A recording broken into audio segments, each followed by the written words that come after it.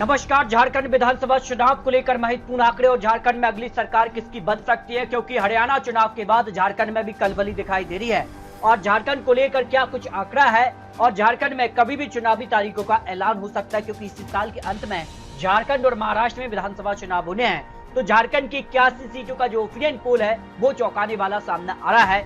वर्तमान की अगर बात की जाए तो हेमंत सोरेन और कांग्रेस सरकार में है, लेकिन जिस कार से हरियाणा के चुनावी जो नतीजे रहे हैं उसके बाद माना जा रहा है क्या झारखंड में भी भारतीय जनता पार्टी सरकार बनाने जा रही है, क्योंकि लोकसभा चुनाव में या हरियाणा से कम नुकसान झारखंड में भारतीय जनता पार्टी को हुआ है 3 सीटों का, जबकि हरियाणा में 5 सीटों का नुकसान हुआ था। उस मुकाबले बात की जाए तो इस बार काफी कुछ बदल चुका है। चंपई सोरेन जो पूर्व मुख्यमंत्री थे यहाँ पर अब वो भारतीय जनता पार्टी भी ज्वाइन कर चुके हैं। उसके बाद ये माना जा रहा है कि झारखंड में काफी कुछ बदलाव देखने को मिल सकता है। और 2019 में जो विधानसभा चुनाव हुआ था तब सबसे बड़ी पार्टी झारखंड मुक्ति मोर्चा बनी थी, 30 विधानसभा सीटें हासिल की थी।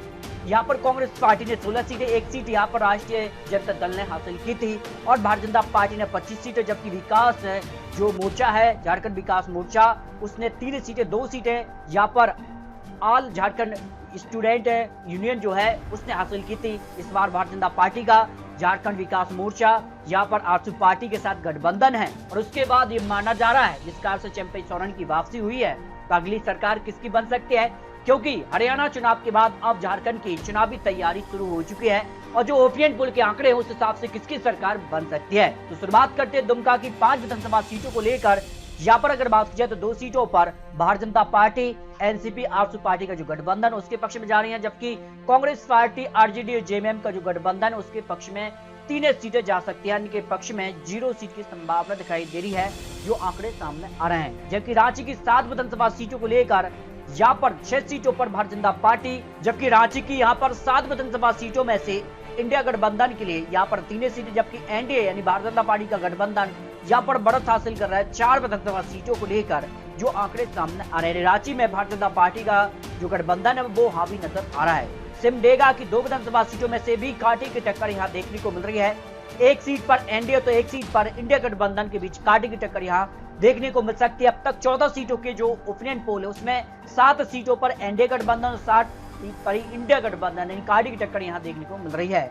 पूर्वी सिंहभूम की 6 विधानसभा सीटों में से एनडीए को 2 सीटें, जबकि इंडिया गठबंधन 4 सीटों पर पलड़ा भारी नजर आ रहा है जो आंकलन यहाँ पर दिखाई दे रहा है। अन्य के पक्ष में यहाँ पर 0 सीट की संभावना दिखाई दे रही है। लातेहार की 2 विधानसभा सीटों में अभी यहाँ पर कांटे की टक्कर दिखाई दे रही है। एनडीए को 1 सीट तो इंडिया गठबंधन को भी 1 सीट का आंकलन सामने आ रहा है। बोकारो की 4 विधानसभा सीटों में से एनडीए को 2 सीटें, 2 सीटों पर इंडिया गठबंधन को जीत का अनुमान सामने आ रहा है। झारखंड में भी काफी खलबली दिखाई दे रही है और इस बार किसकी सरकार बन सकती है काफी हलचल यहाँ पर दिखाई दे रही है।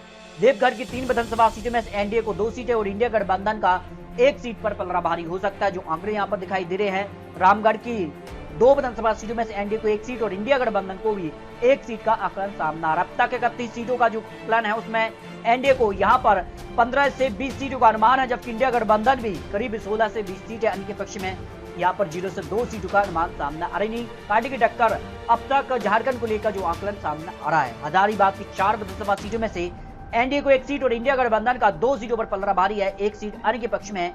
यहाँ पर बात की जाए तो एनडीए के पक्ष में जाने का अनुमान यहाँ पर दिखाई दे रही है।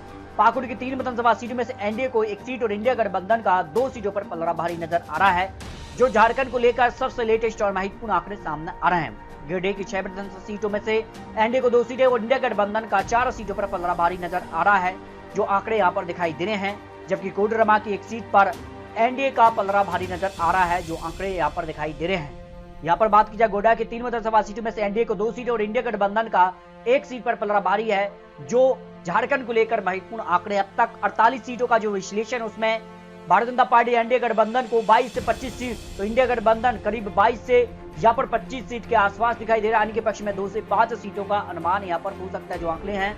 साहिबगंज की 3 विधानसभा सीटों में से एनडीए को 1 सीट इंडिया गठबंधन और 1 सीट अन्य के पक्ष में जा सकती है। कार्ड की टक्कर यहाँ पर दिखाई दे रही है जो निर्दलीय यहाँ पर चुनावी मैदान में होंगे।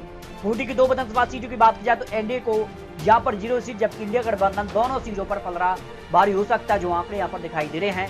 पलामू की 5 विधानसभा सीटों की बात की जाए तो एनडीए को यहाँ पर 2 सीटें और इंडिया गठबंधन को 3 विधानसभा सीटों पर जीत का अनुमान सामने आ रहा है। गढ़वा की 2 विधानसभा सीटों में से एनडीए को 1 सीट और इंडिया गठबंधन भी एक सीट पर पलड़ा भारी नजर आ रहा है। जो विश्लेषण झारखंड को लेकर अब तक 60 सीटों का जो ओपिनियन पोल, उसमें एनडीए को 26 से 30 सीट, तो यहाँ पर इंडिया गठबंधन करीब 30 से 32 सीट, अन्य के पक्ष में 2 से 5 सीटों का अनुमान सामने आ रहा है। गुमला की 3 विधानसभा सीटों में से एनडीए को 1 सीट और इंडिया गठबंधन का 2 सीटों पर पलड़ा भारी नजर आ रहा है। सरायकेला की 3 में से एनडीए को 2 सीटें और 1 सीट है इंडिया गठबंधन के पक्ष में जाती नजर आ रही है। चतरा की 2 विधानसभा सीटों की बात की जाए तो दोनों सीटों पर भारतीय जनता पार्टी एनडीए गठबंधन का यहाँ पर पलड़ा भारी नजर आ रहा है। जो आंकलन सामने आ रहा है, धनबाद की 4 विधानसभा सीटों में से एनडीए को 3 सीटें और 1 सीट है इंडिया गठबंधन के पक्ष में जाने का अनुमान सामने आ रहा है। जामताड़ा की 2 विधानसभा सीटों में से 1 सीट पर एनडीए और 1 सीट पर इंडिया गठबंधन या फिर 1 सीट अन्य के पक्ष में जा सकती है, जो इंडिया गठबंधन के पक्ष में या फिर अन्य के पक्ष में जा सकती है। और अगर बात की जाए तो काफी हलचल दिखाई दे रही है। लेहदगा की 2 विधानसभा सीटों में से दोनों सीटों पर